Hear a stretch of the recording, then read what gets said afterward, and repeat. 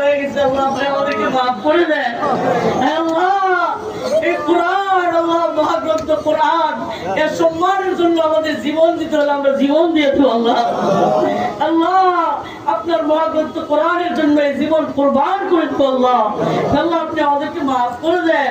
আল্লাহ যারা এই কাজের সাথে জড়িত আল্লাহ এদেরকে আপনি আল্লাহ মাফ করে দেন। আল্লাহ এদেরকে সহি বুঝ দান করেন। আল্লাহ কোরআন অবমাননা যারা করেছে, বুঝে হোক না বুঝে হোক, আল্লাহ এদেরকে আপনি সঠিক বুঝ দান করেন আল্লাহ। আল্লাহ বুঝ না থাকলে এদেরকে হালাক করে দেন, ধ্বংস করে দেন আল্লাহ।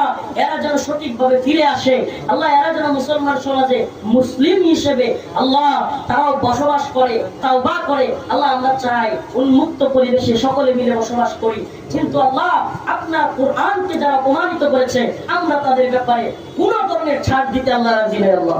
আল্লাহ প্রশাসনকে আল্লাহ বুঝ দান করেন আল্লাহ। সমস্ত মানুষকে আল্লাহ যারা কিনা আজকে প্রোগ্রামে এসে তাদেরকে কবুল করেন আল্লাহ। এই কোরআনের ভালোবাসায় যত কর্মসূচি আছে বাস্তবায়ন করার তৌফিক দান করেন আল্লাহ। এই উম্মত মুসলিমাকে আপনি কবুল আর মঞ্জুর করেন রব্বুল আলামিন। আমাদেরকে মাফ করে দেন।